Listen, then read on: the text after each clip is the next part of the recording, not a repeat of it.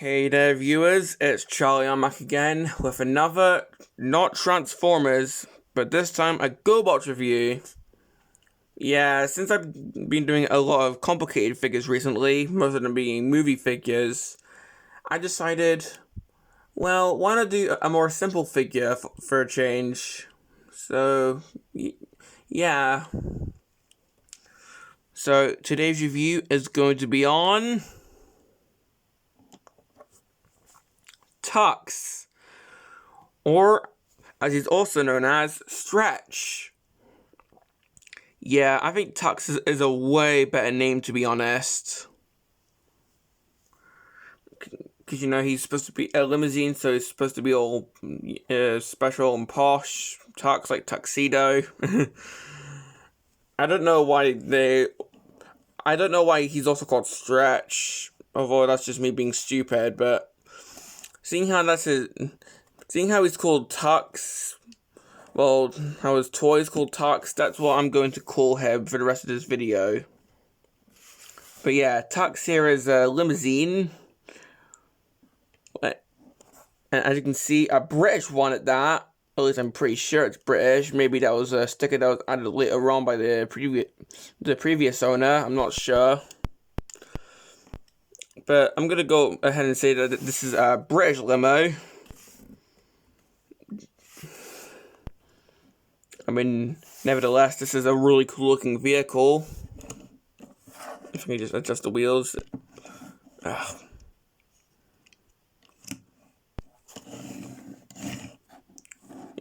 Because this is an old figure, the rubber is sort of perishing.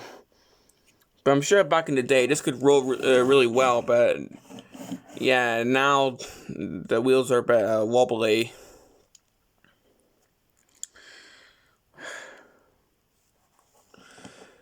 I mean, this is the first figure from the 80s that I've reviewed in quite a while, so yeah, the movie figures did sort of take over my channel for a wee while.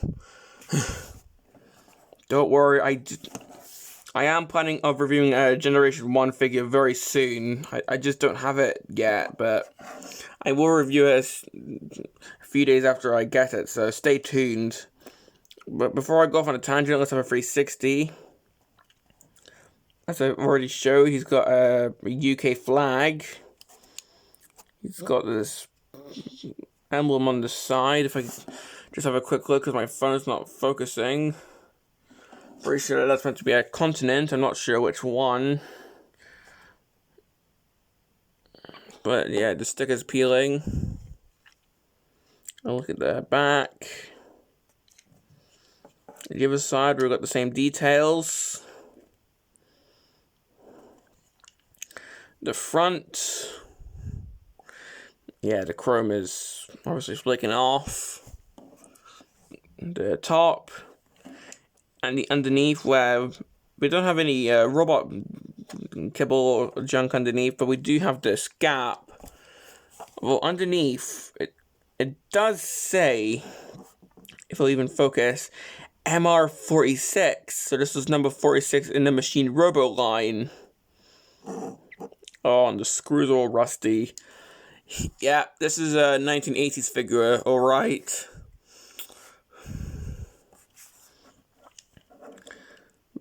But yeah, that's pretty much all to say about this vehicle mode. It's a really cool looking vehicle mode, and I really like it. But well, let's get on to the transformation, eh? Now, if this was a Generation 1 mini vehicle, you'd expect to just flip out the legs and maybe just pull out the arms and that's it. But this is the GoBot we're talking about, so of course the transformation has to be really cool looking while still being simple. So in Tux's case, instead of the legs flipping out, you split them like so. So you split them and now you can rotate them around. Sort of similar to how Jeeper Creeper transforms, except these are definitely not loose, thankfully. But that is a unique way for the legs to transform. I just need to straighten my camera.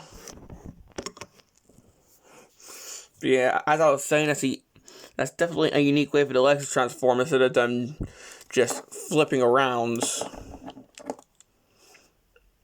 Flip out the front grill, pull out the arms like usual, but then flip this around and push it into place.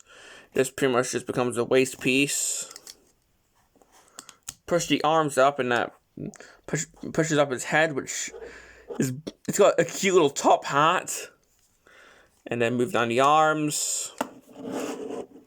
And here we have Tux in his robot mode.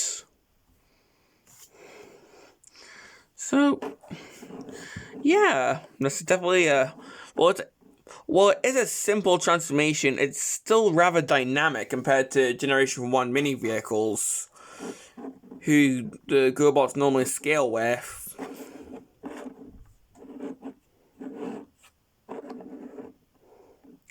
I mean, looking at the head, if we'll focus, look, as I said, it's got a top hat. Isn't that just...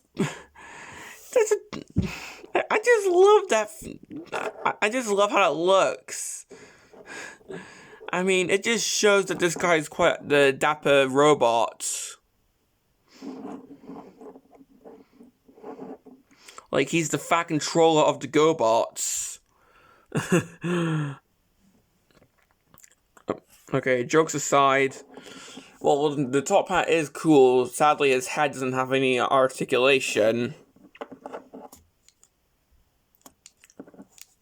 The arms, of course, can rotate because he needs to do this in the packaging to stand out to kids, saying, "Hey, I can salute. Buy me instead of that stupid Bumblebee figure next to me." Because every GoBot had the arm up in the packaging, if you remember.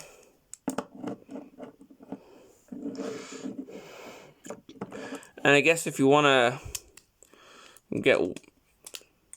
And I guess if you want to, you can sort of pose the legs in a way where he's sitting. Although that's just stretching it. Yeah, I'm just looking for articulation now. Pretty much the main articulation is just the arms. But well, that's pretty much all I have to say. Complaints? Come on, this is a GoBot. There's little to nothing to complain about. I mean, maybe the chrome chipping sucks, but that's my only complaint. Because at least the joints in this figure are still tight, so he can still hold his arms forward to shoot laser beams out of them, like what the GoBots did in the series.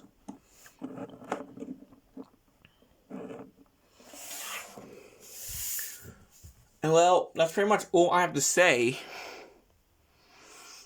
So, do I recommend Tux? If you're a GoBot fan, at least. Well, yeah, that top hat, that sells it for me.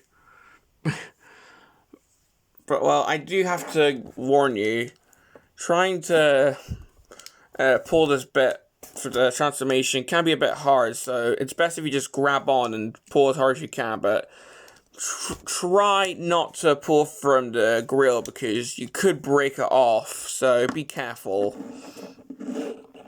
Now, before I end this review, a little fun fact. Tux, or I guess Stretch, because he was in a cartoon, actually did cameo in Transformers Animated. Because he cameoed in his limousine mode in the actual series, and he appeared in robot mode in one of the animated books, one of the Allspark Almanac books. So, that's cool. So, this guy did cameo in Transformers Animated, so even though this guy isn't a GoBot, he could also count as a Transformers character if he wanted to. So I could count this as a Transformers review. Okay, of course not. I'm of course just going to count this as a GoBots review.